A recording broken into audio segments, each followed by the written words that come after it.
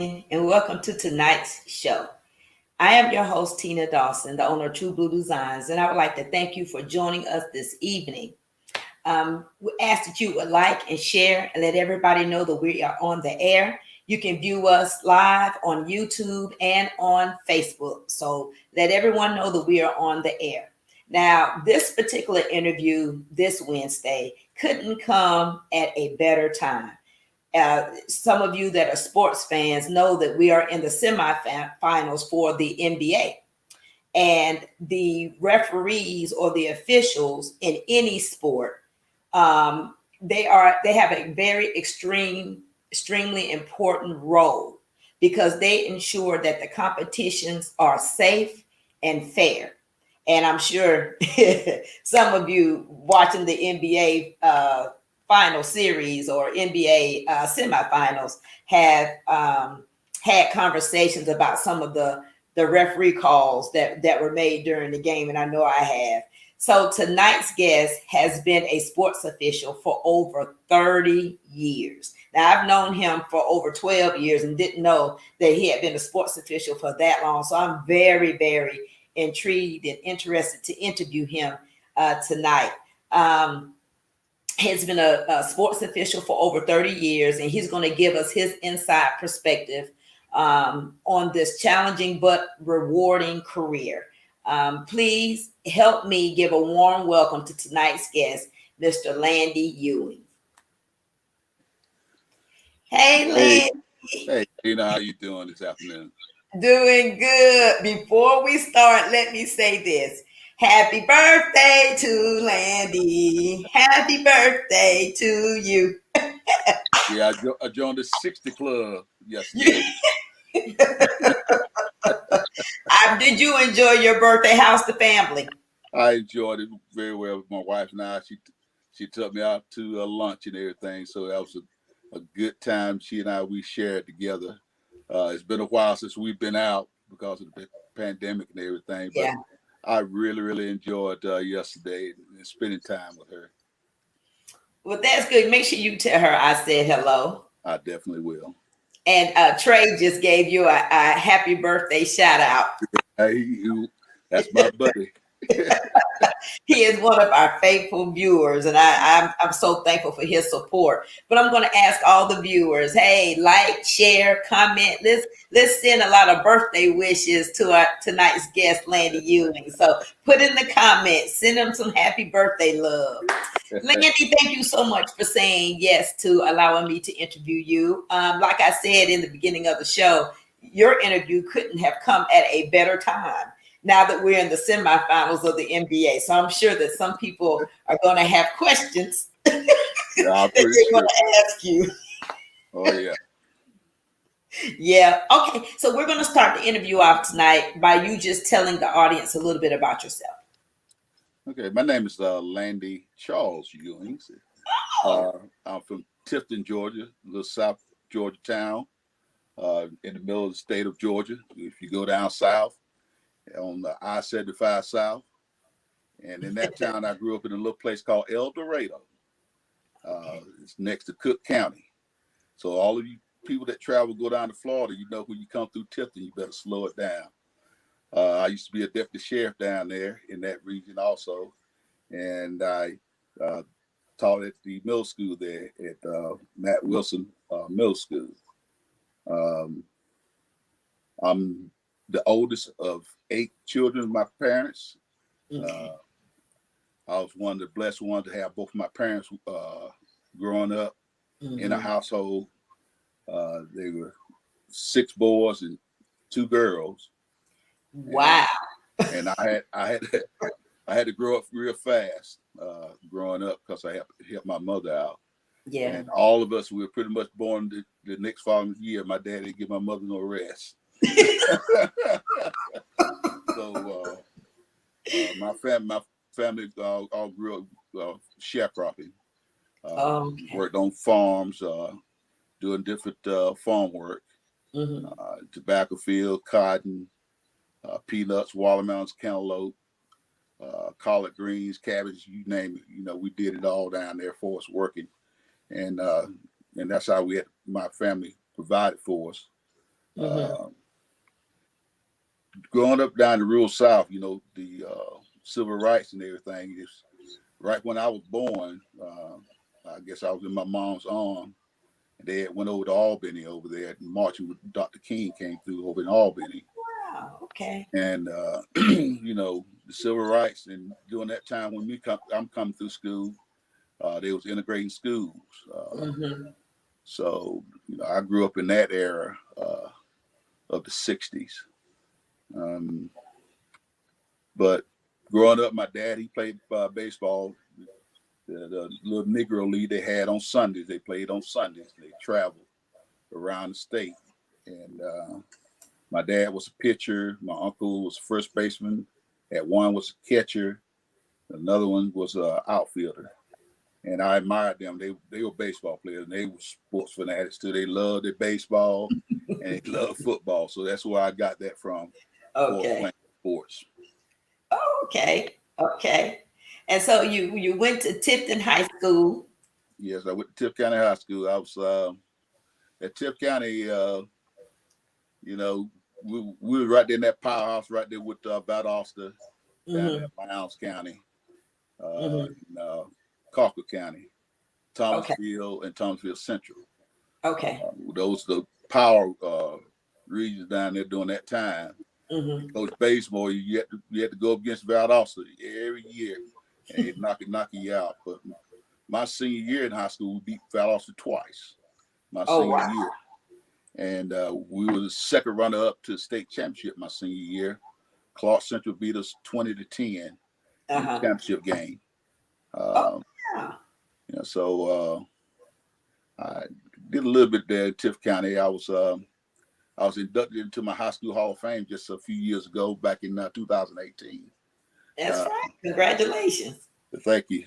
My class was the very first class to endeavor for being champions at Tift County, Tift County history. Oh, wow. And we had some coaches come from Macon. They coached at Lanier High School, which is Central Macon. And they came down around about 77 that year. 76, 77 came down and coached us up and they all that year. And they got us to the playing some great football. And we had some great coaches. Well, so you said that I'm learning a lot more about you. So you said that your senior year, you all won the championship. Yes. Right? Yeah, well, we was the run up to the champions. Okay. And then let's talk about your senior year, and you signed with UGA. Let's talk about that. All right. During that time, in high school, I was sought out by a lot of schools there in that region. Florida State, University of Miami, Clemson, South Carolina, Tennessee, Alabama. You had Coach Bryan even came to my house, and Coach Dooley came to my house, and Charlie Pell and Johnny Majors. They all visited me. But just to let you know, I'll tell you this, that during my senior year, during that play of that year, I was the Atlanta Journal-Constitution Lineman of the Year. Wow. During that year. Also, I was consensus Hall of Famer with Herschel Walker and Freddie Gilbert, both of my teammates at Georgia. But being at Georgia, the loss that we had there in Athens at Clark Central, that was the first time I got a chance to get Coach Russell. He came to my game and see me play. And talking with him and sitting down and pretty much my parents were there and just letting me know, what I look for, going playing with a team. So I actually signed after the ball game there in Athens. Oh, wow. My letter of intent to the University of Georgia. Oh, wow. So I know that was big for you and your family. Yeah, Coach Russell was my biggest influence for me coming there at the University of Georgia. I also had two classmates that were a year before me, Tim Case and Nate Taylor. Everybody knows Nate Taylor as the Tip the Termite. And Nate, he was an All-American linebacker there at Georgia, Okay. and he also had a son that played there at Georgia. But Okay. yeah, it was fun, exciting. Those making those trips and everything, and it's just amazing how times changed for us. These kids making these visits and going to these schools, man. I tell you what, if you don't have the nice weight rooms now and the state of the art indoor facilities, you're not gonna get no kid to go anywhere to your school. And I tell you what, Georgia has really stepped it up. They stepped their game up, and it's very enticing when you go over there when you see that stuff. And I didn't have all that when I was there, so it was a nice season for us my freshman year coming into Georgia. Yeah, let's talk a little bit about that because I did not know until I read your bio that you were a freshman. That was your freshman year when Yes. you all won the national championship. So let's talk about that. Well, my freshman year, all my teammates that came in my freshman year, we were the top in the state for us, number one recruits. Any of us could have went and Right. played anywhere and started in the nation. We had Mm, guys that Kodak All-American, Parade All-Americans on that team. And we acquired and we came in to a team that was physical, but that whole group, we were big guys, we were physical, we were fast. And coming in as a freshman, man, I tell you what, your eyes glow, you get big and everything, but you know you was on a mission. And the upperclassmen that were there, they were excited by seeing us, and they talked so much about us. So still today, we still meet, we talk to each other. We're a very close knit team, that national wow. championship. Matter of fact, we were supposed to have our 40-year anniversary last year, but we're gonna have it this year at the Hmm. first home ball game to celebrate our 40 years as national champions for the University of Georgia. But I couldn't ask for a better story to get started with my life and getting to the Hmm. University of Georgia. Wow. And then when you all won who did you all play when you won the national championship? We beat Notre Dame. Notre Dame. Yeah, Notre Dame. we beat Notre Dame. We went 12-0 that year. We was national champion, and we was SEC champions of the East. During Of the that time, we didn't play against the East and West, but hmm. Alabama won it on their side, and we won it on our side. Okay. So we were East SEC champions in 1980, and plus national champions. Oh wow. That is awesome. That Yeah. is awesome. But I read your bio just to hear that, I knew you were on the team, but I didn't know that you were a freshman. And I was like, wow, what a introduction to college and all of that happened your freshman year. Mm-hmm. So let me ask you this question. Um, what do you think? Let me give us your opinion of some things that need to be done in order to get them back there. I know that's been in their eyesight ever since 1980 is to get back to that national championship. So give us your inside perspective or your insight on some things that you think or your advice or your suggestions of what needs to be done or to get them back to that national championship. Well, the athletic department there at the University of Georgia, and we've had some great athletic directors come through, and they've been trying to acquire and get all those things together, all those components. And it takes a whole group, it takes a team, and it takes good leadership. And we've had good coaches there, and they've done the best with what they had and to work with. It's the main key is to try to get the kids buy into what you're trying to do, Okay. and set goals, set those parameters for them. Okay. Our young people today, they got things. It's so easy that it comes to them so easy a lot of times, but it's hard to challenge them a lot of times. So that's the main key is challenge. And I think Kirby has done a good job all the years that he's been there.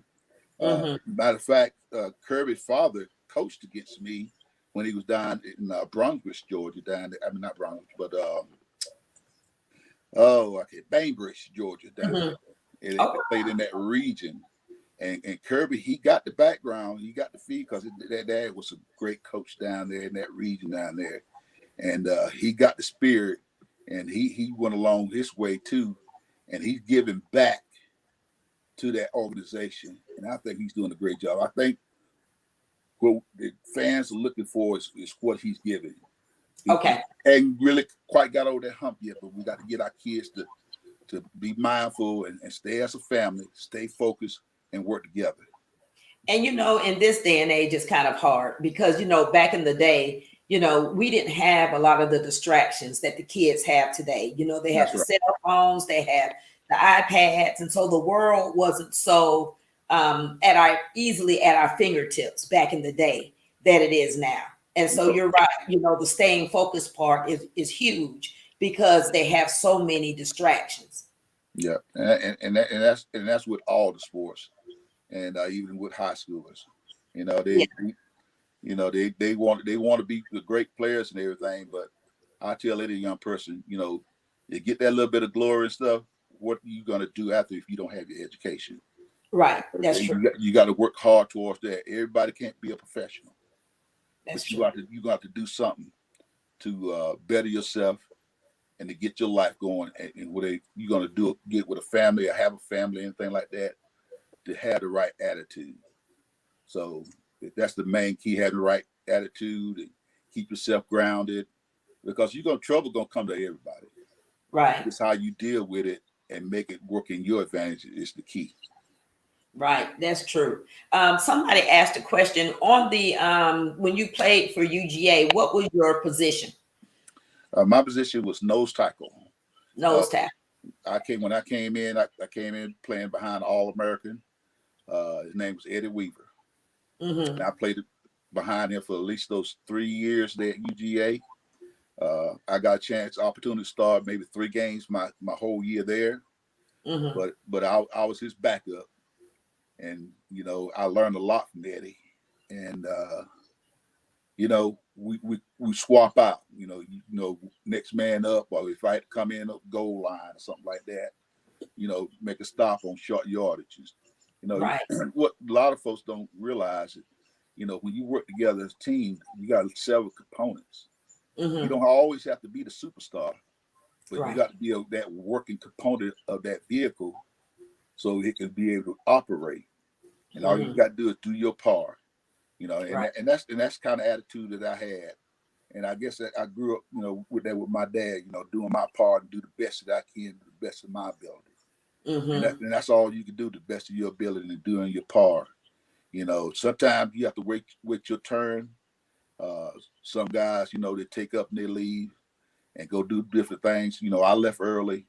Uh, Things were going on I didn't like, and we Mm-hmm. didn't have the portal or nothing like that back when I was playing. But I'm pretty sure I could have went somewhere else. But I was a young father. I was a father in my freshman year in college and Okay. everything. So I had somebody else that I'm gonna have to take care of, help take care of. Right.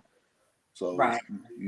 I did my best, to do that, to try to take care of my little one. Right. Right. So did you ever think about going pro after college?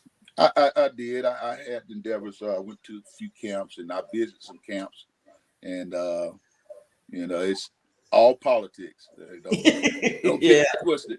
There's a lot of politics in that stuff. You got to pretty much say yourself. So Yeah.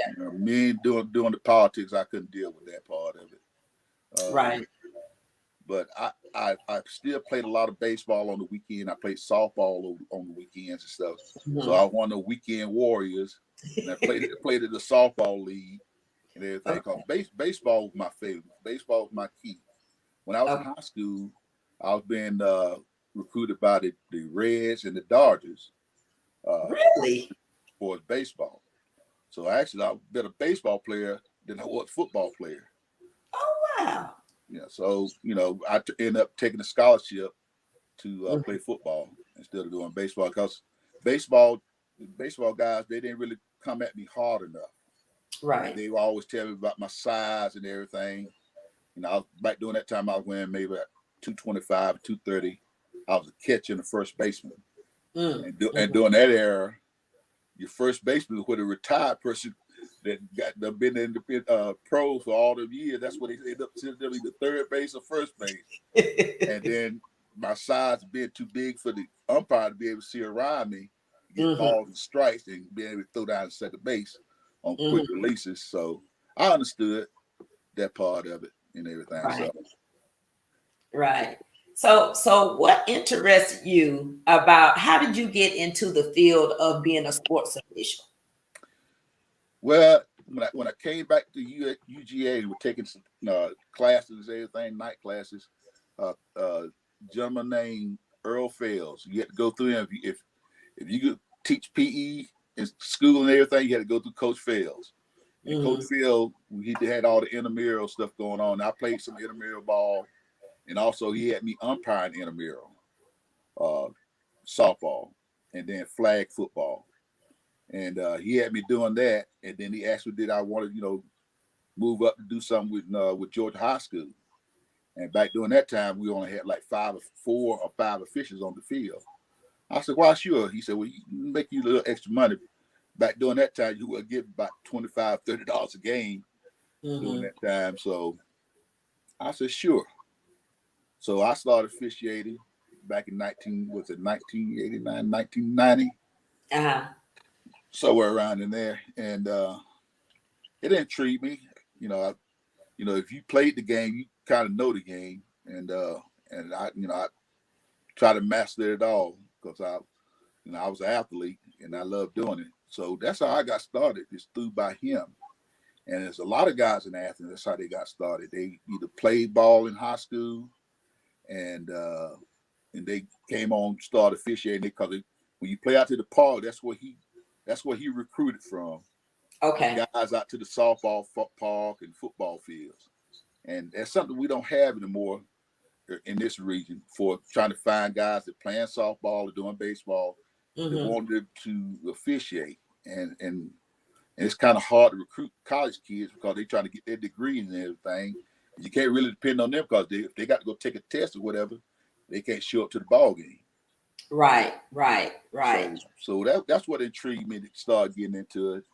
And I really didn't get down and start getting my studies down for officiating until I started officiating in the SIAC with college football, doing the Albany State games, Tuskegee, Clark Atlanta, and Savannah State, doing those games. And I officiated 4 years in the SIAC with the guys over there in Atlanta. And during this time, when I started, the NFL official that's doing the NFL now, Jerome Broder. Jerome, he came through that with those group of guys where I was at. Okay. So that's a good working pool. He officiated there and then the BIAC. And then he kept moving up.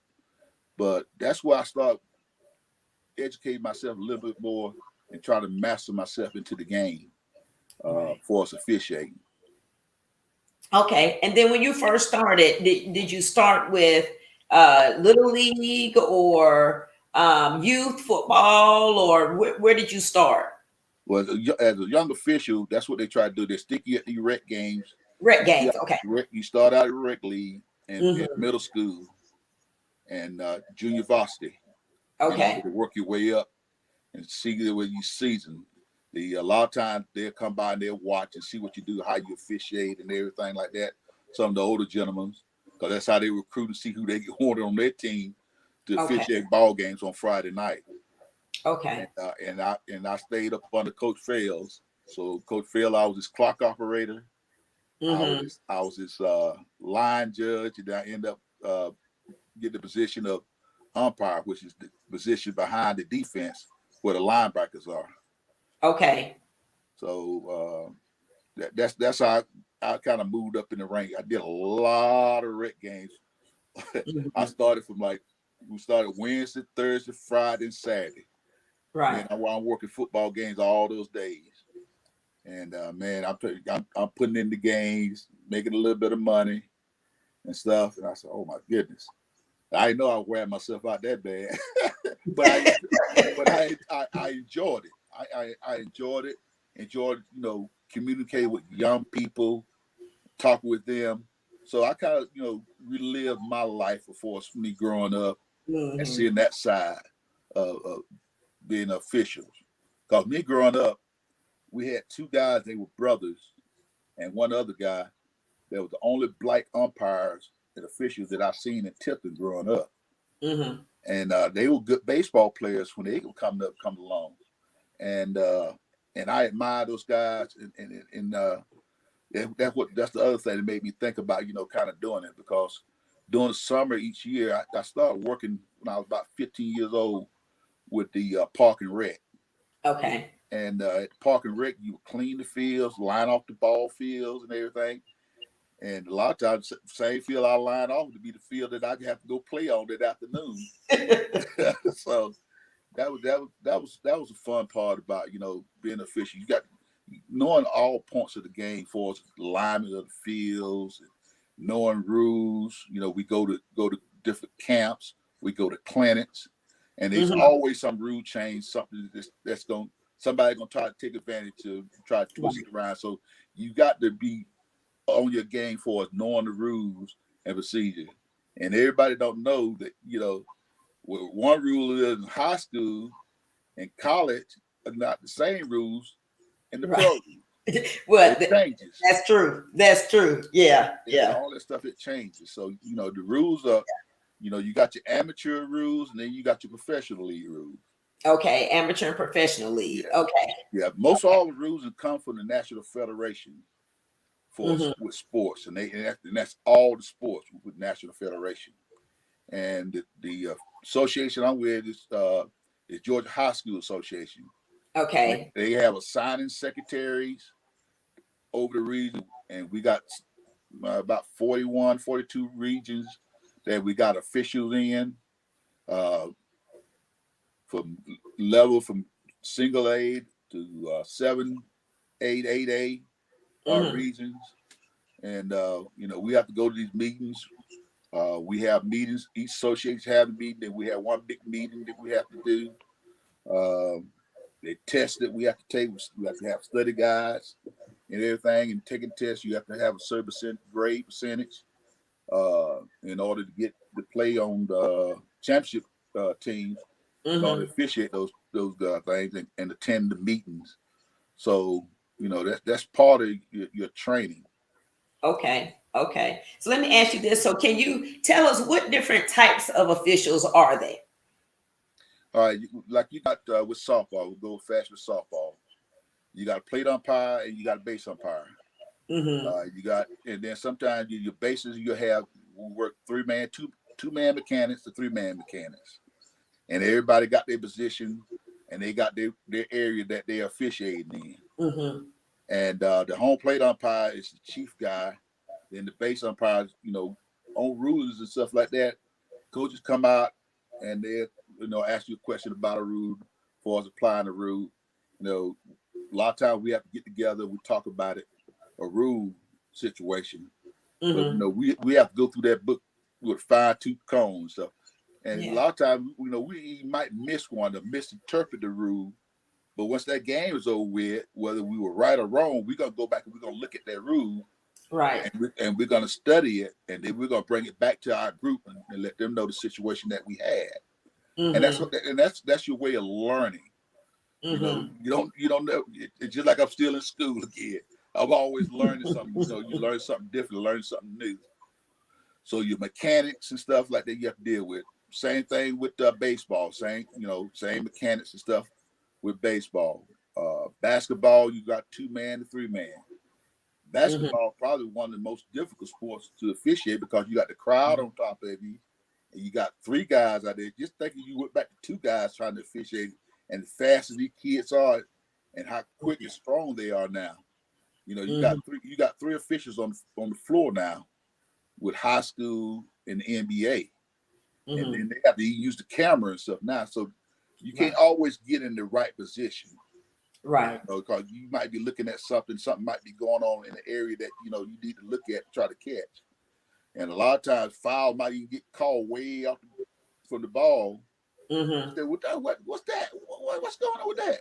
Well, you didn't Mm-hmm. see that because you were watching the ball, Right. As a fan, you watching the ball, he wasn't watching the ball. He watching the play action of the players when that Mm-hmm. play is developing. Because Mm-hmm. as an official, you got to get what advantage, disadvantage. And you don't want to get that guy in a disadvantage move. That guy, he done did something to keep this guy from making a play or playing a good defense on him. So you have to get the foul away from the ball. And Mm-hmm. then like football, it's the same thing. You got areas that you call. You got 7-man crew with college. Now they went to 8-man. High school they do 6 or 5-man mechanic. You got your referee, Mm-hmm. umpire, your line judge, head judge, and your back judge and side judge, and what's that? And back judge. So it's Mm-hmm. 7 guys on the field, and the one in college is the center. That guy kind of hit the umpire out. He places the ball down because these teams now they're in a hurry up. So Yes. that's why they incorporated and brought that in to college. Get that Mm-hmm. guy to be able to place the ball down and look at the referee and get out of there because usually it's a smaller guy. So you get Right. out there and he's back there with the referee to help Mm-hmm. out on the line of scrimmage and stuff back there. In the NFL, what they did in the NFL the last couple of years, they've taken the umpire and put him back there like a C in the NFL, but they don't have the umpire in the umpire position. Okay. So it's just those different things for us, alignments and everything. You try to get the guys in place so they can be able to make the right calls. So when we were talking the other day, you were saying that even the timekeeper, that's actually an official too, correct? Yes, you got officials that's on the clock Mm-hmm. in college. You got an official there, and he takes care the game clock. And what I've been working with my crew, my chain crew that I do at the University of Georgia.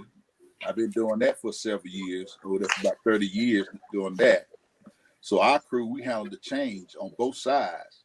We have an auxiliary box and a line the game. Then you got the change on the other side, down marker. I got a guy with the clip. I have another guy that's keeping up with the penalties.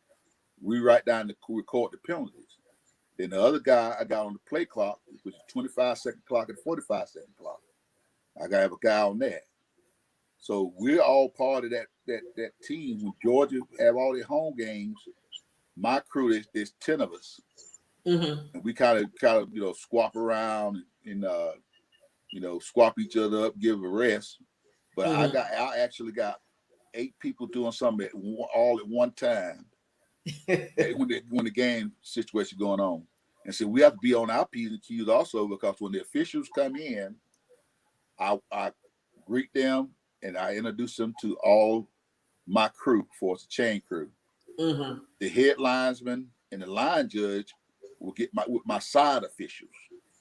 My side officials will coordinate with them, and they'll let them know what they need to do for us on first downs or when to move the Mm-hmm. change and what we need to write down. Then the head linesman will go to my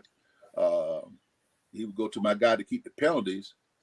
And he write down all the penalties, the time, what team it was on, what number the player was, because the referees have to have that, and they do they do the game situation.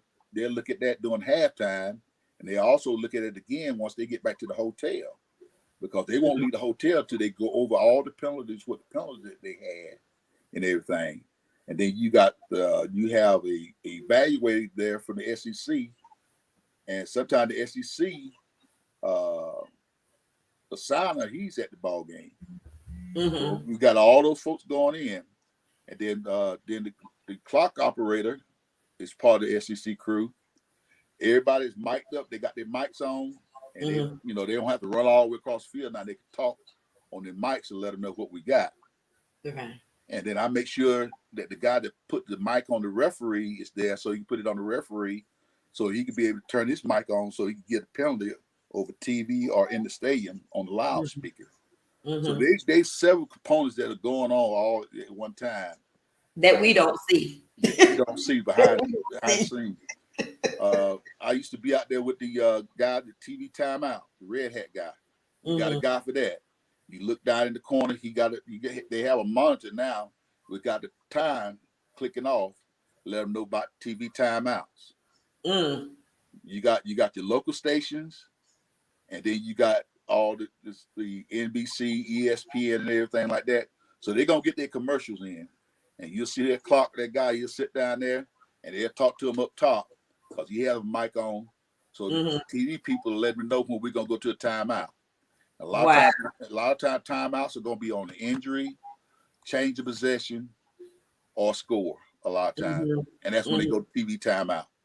And so we doing all this stuff. So, you know, I got exposed to a lot of stuff, and I've learned a lot about the game. And not just being out there, just calling something. There are rules, there are policies that the officials have to abide by. You have to be professional. You have to have neat appearance. And keep yourself all on the court, because you can't be yelling at fans. We as chain crew, we can't be affiliating with the teams and coaches and stuff over there. We out there to do our business. And that's I got a great group of guys, and a lot of them have been with me all the while I've been there. And that's the same group of guys that I officiate high school football with on Friday night. So it's been a great time for us officiating sports for me in my years. So let me ask you this. So now we were talking about you know, that you really have to be focused and on it, right? So that you can try to make the best calls and try to get it right. But I have a question. Oh, so do professional referees, whether it's NFL, NBA, etc., do they get fined for bad calls? What happens behind the scenes when, say, there's a controversial call and you know that the referee association ends up finding out that it was a bad call? What happens to that? Do they get fined? You know, what happens? Okay, you know, we get something like that. The supervisor official, a lot of times, and coaches, they will turn in game films. Okay. They'll turn those into supervisor officials. So they per se, they made a bad call. They was at a certain place. That coach might require that crew not to come back there anymore. Oh, okay. You have several things going on. Things get critical. If guys blow a play or something like that, it's a possibility they won't get a chance to get a playoff game. Okay. NFL, I'm pretty sure they do probably about the same thing for us on with crews. If they mess up something, we're human beings too. Right. We're gonna make some mistakes, and there's gonna be some error there, and you can't really call them if you don't see it. Right. You have to call what you see.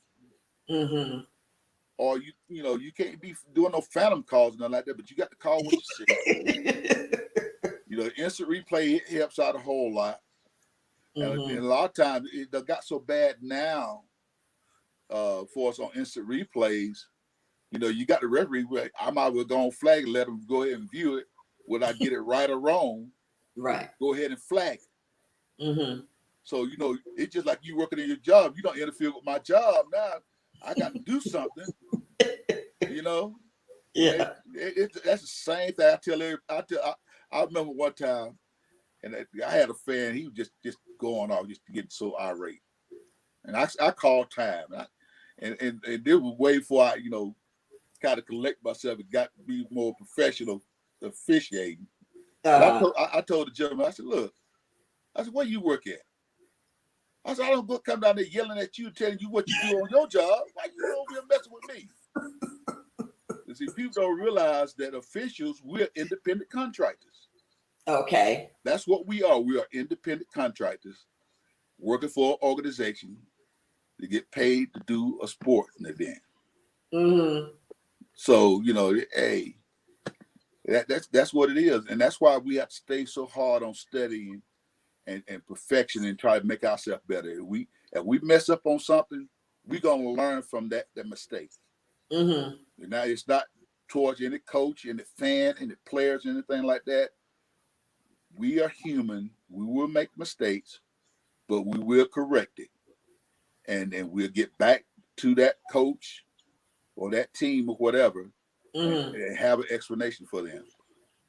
Okay. So if there's a bad call, so 9 times out of 10, what normally happens is they could not be invited back. So are there any fines that are Not to my knowledge, any fines or okay. anything like that. Okay. So just not invited back. So the possibility of you being able to get more work basically You get would more, decrease. Yeah. yeah. And it's just like a fine because I can't do that championship game. So if you Right. get more for that championship game, or if you cut my games back, I don't get as many games. Well, that infringed on my pay. Instead of Yeah. instead of it being that $30,000 a year, I won't make about 15 or 20 that year. So that they take me Right. off the book. So let's talk about the salary for officials. So how much do officials, just the estimate of how much do officials make per game? Whether it's maybe, let's talk about middle, high, college, and professional. Just a ballpark range. All right, all the way from D1 all the way up to D3 or whatever. They start out right about 450 to about 800 a ball game. Wow. Okay. And then they got their per diem for travel, hotel. Mm-hmm. You fly in or something somewhere.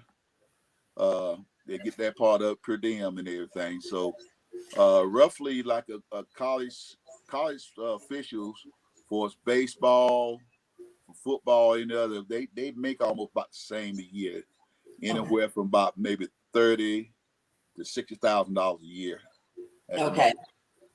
most. Okay. Plus per diem.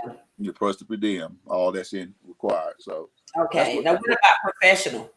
professionally they probably now.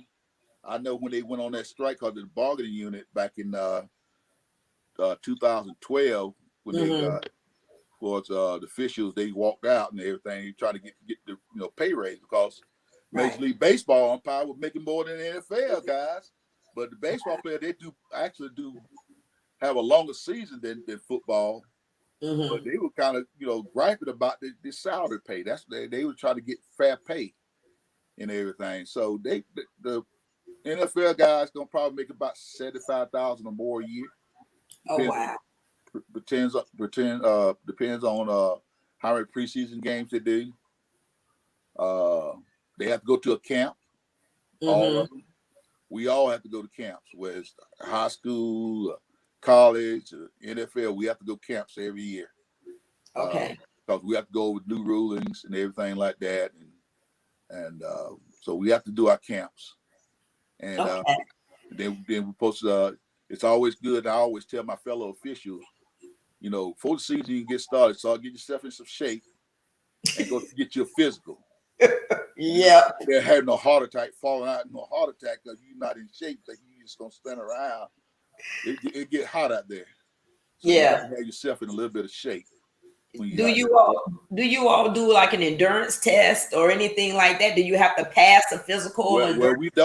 we don't in high school, Okay. but in college when I tried to get in with the SEC, over there in the ACC, you got to Mm-hmm. pass a test for us on mileage and so I mean how many miles you run in minutes and everything. So Oh wow. you have to pass that. You got to be in good shape. You got to look the part of everything. You're not just gonna be guy big belly hanging out and all that stuff. You're not gonna be part of that. Right. They want you looking professional. They want you looking good. Right. Right. So So let me ask you this. So how are you all trained to deal with obnoxious fans? Now, isn't it true that you all have the power to throw people or well fans? You have the power to actually get them escorted out. Am I correct? that's right. If you go to a Georgia High School game, Georgia High School got a letter. They have to read that creed out every time about interfering with other players, teams, Mhm. officials on the field. If you do anything like that, you will be disqualified from the game. We don't even have to even go through all that. But we get somebody that gets, say, going to act crazy, we go to the administrator. The administrator will handle that part. We don't have to do anything but just report it. Oh, okay. So all we have to do is report it. It ain't that old wild west. Say, hey, get out of here, you gone. No, you let the administration handle that part, and that's how you handle for us obnoxious players and things like that. Okay, so what about if you're at a let's just say you're at a Georgia high school game and one of the parents gets irate, right? So how do you deal with that particular parent? I mean, they're fussing and acting a plumb nearly fool. Yeah, well, you call time. Okay. You get the administrator on there. You stop the game. Okay. You get the administrator over there. You don't start play back until you get that administrator there. Mm-hmm. Once that school administrator gets there, it's in their hand to take care of it. Okay. They will be there. If they start back up, they have to leave. Okay. Okay. So the school administrator. School administrator takes care of that, not the referees or umpires. Well, yeah, I've seen a lot of that happen with my kids playing sports, and I was like, "Oh my goodness, what do you do?" I see why they have police at the high school games because it can really get unruly. It get ugly. Yeah, even with this travel balls going on, you have to get the people that's putting on the tournament and everything, and your umpiring chief that's there. They supposed to take care of that part. If they see stuff start to happen like that, the UIC, he's walking around checking the ball fields and out looking at his guy. Mm-hmm. Mm-hmm. But if there's something like that get started, they get in touch with the operator of that tournament, and they got to get it straight. If they don't get it straight, we have all the umpires to leave the field. They won't have anybody to umpire the games. Oh wow! Yeah, same thing in high school. We'll leave the field until you get it taken care of. We will not come back on until it get taken care of. Well, I've seen a situation where, my daughter plays soccer, and I've seen a situation where it just got out of hand with the players, with the coaches, and I saw it where I don't know the referee. I'll just say the official because I don't know what the title was. It was the person in the middle of the field. But I seen it where they just said they blew the whistle. They were like, done, over with, game done, go home. He had enough. Oh yeah, you do that. What they gonna do? What they gonna do? Yeah. What they gonna do? They can't do anything. Once you make that report to the administrator and let them know what's going on, what's transpired, it's in their hand. If they don't take care of it, you just walk off the field because you tell them. Yeah. Yeah. Yeah. And once you do that, you got to work as an official. If I do that, I got to go and write a game report now. Once I do this game report and send it to my booking secretary will send it to the head office of Georgia High School. Mm-hmm. Whoever that coach is, they'll get fined $300. Oh, really? $300 plus be out of game. Wow. Same thing with players. If the player get ejected, mm-hmm. That player got to sit out of game. Okay. And if he get ejected, he get too ruly once he's on the sideline. He's on the sideline, but you can't send that kid to the locker room. You got to have somebody with it. Okay. Yeah, I didn't know that one. Yeah. So let me ask you this. Okay, so we're going to talk about Black officials in sports. Now, today in the NFL, there are 121 officials and only 40 are Black, and 4 are crew chiefs or referees. Now, on November the 30th, 2020, the NFL matchup between the Tampa Bay Buccaneers and the Los Angeles Rams made history. Mm-hmm. For the first time, the league assembled an all-Black officiating crew led by Jerome Borger, a 17-year NFL official. So let's talk about Black officials in sports and the need to see that, and where do you think we will go from here? Well, that was, I applaud those guys. I know Jerome personally. He has a son that calls football in the SEC. Oh, wow. And we need more young Black men to get out and start officiating these games, even on the rec league, high school level. Mm-hmm. it's real hard. You know, hey, I just had my 60th birthday, and I Yeah. got guys out on the field older than I am. I don't plan on just suspending myself or just being out there because I love the game. I can't Mm-hmm. adjust to a kid if I'm not in enough shape and I can't actually see what's going on to make the right call. So Right. we need to get a lot of young people. You know, we're starving. You know, all they have to do is go to the Georgia High School website and put Mm-hmm. up a signing secretary. Pull that up on the Georgia High School website and Mm-hmm. find an area that's close to you, and Okay. become a football official, softball, basketball. Uh, Mm-hmm. you got volleyball. You know, volleyball is a big thing now. Right. You know, so we need more officials. Need kids to get themselves involved and do like I did. You know, hey, you want to be part of the game? Get involved and do something. Right. Do something. Get back in your community. Our rec leagues are and dine these officials. You know, there's a lot Mm-hmm. of travel ball that goes on, and you got these rec leagues. You know, you got situations going on, but it's hard to find good officials. And the other thing you have to watch out. You got to try to find good people. You know, people don't realize that when you go out and officiate, and when you get with officiating crew, you have to do a background check. It's Okay. sad. I'm It's glad you brought sad. that. It's Okay. very sad to say we got predators out there preying on young people. Mm-hmm. But you got to get a background check, and if you see something as an official and another brother official he doing crazy stuff like that, you need to report him. Right. So Right. but to get back on what we're talking about for a black official, we need more young black men to come out and start officiating these basketball games. Everybody can't play basketball, but you can Right. learn the game. You can learn how to officiate the game. You know, Mm-hmm. man, football, baseball. You know, we need you. We need you. Yeah. And it's hard to choose when you get a professional choosing some of these black males. I know of 6 of the guys now that are in the NFL. They call it the ACC and the SEC. Oh wow. Even one of the guys went out with an SIAC officiating. He's officiating in the NFL now.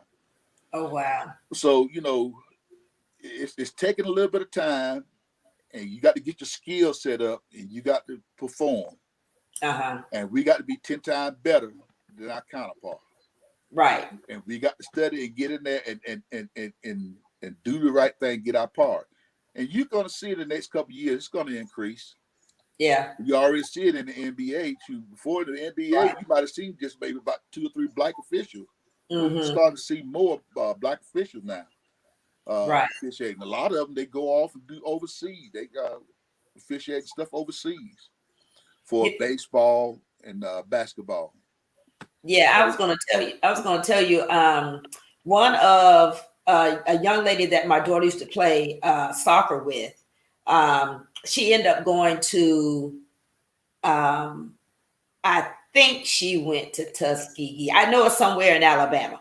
And before she left, she has a love for soccer. So before she left, she took the class to become a referee. Mm-hmm. And so she started refereeing at the same club that she played soccer. Yeah. So when she went to college, she ended up whoever was the referee that she was under at RISA told her what to do when she got to college. Mm-hmm. That's not her part-time job. Yeah. And she loves it. So somehow she was able to, fill out the application, and now she's refereeing in Georgia and in Alabama.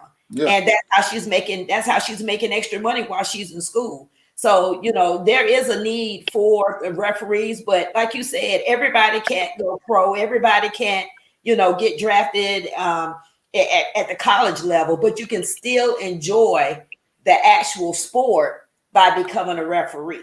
Yeah. So, yeah, I'm glad that you mentioned that. Let's talk about the rise of female officials in sports. On April the 8th, 2015, Sarah Thomas was hired as the first full-time female official in the NFL history, and she's Caucasian. Mm-hmm. But in 2021, we're going to see more history because the first Black female referee from Norfolk State University, Maya Chaka, she's going to start during the regular season of the 2021 Mhm. football game. So let's talk about that. The need for more diversity as far as sex diversity, males and females, more females in NFL. I mean, in refereeing. So let's talk a little bit about that. Because I thought that was awesome when I saw that. I was like, wow. Yeah, in Atlanta Touchdown Club over there, they got females over there that officiate with them in Atlanta on the high Okay. school level. Mm. In the MEAC and the SIAC, they've had black official for a female to officiate ball games. So if they are inclined, they want to come out and learn the rules and everything, the hustle and stuff, they're gonna get in there. That makes that organization look good. It's powerful. And that's a key thing because there's a lot of women know a lot about football.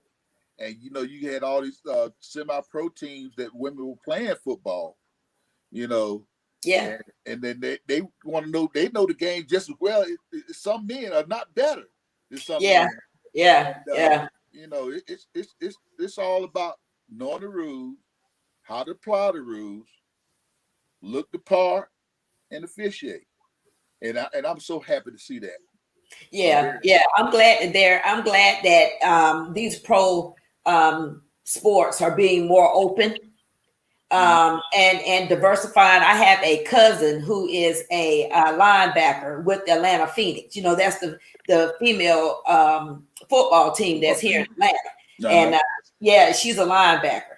And just to see that people have welcomed that team, here in Atlanta, that's good. It's more than just a money maker or revenue generator, Right. but it's good to see that people are open to diversity in the sport. Back in the day, people tell you football's for boys, football's for kids, but it's good that people are open to the diversity in it. Yeah. Me and my wife, we had a discussion. I've been watching all this World Series softball. See, well, why girls don't have a baseball team? They are just as good. I said, well, they got the fast pitch, and I said they could move up to play with the USA team. Mm-hmm. But I think they tried, to make that thing happen one time when fast pitch came back about 20-something years ago, and they tried to make teams up. But I think a lot of these women, they get burned out sometimes, just like the NBA basketball player. But it would still be fun to just see some of these young women, if they're gonna go on, they make it where they can go somewhere and make a pro team for them, a Right. league. It don't have to be a long season or anything like that, but just make it where they can, do the same thing as the professional baseball players. Yeah. Slowly but surely, we're seeing a change, and I'm just so excited. So yeah, I'm going to watch whatever game this young lady is officiating in 2021 football season. I am going to make sure I am there to see history in the making. So yeah, I'm excited about that. So let me ask you right quick: what are some challenges and barriers to being a sports official? Well, changes are, you got to change with the game. You got to change with the time. You got to be on point on force, learning your keys, being on time. Because I tell you, the requirement for us as an official, we all have other jobs, full-time jobs. So, you leaving your job at 4:30, you got a game at 5:00. Right. Sometimes you have to take out early, take vacation time off, in order to get to that ballpark to try to officiate that ball game. You don't work all day and everything.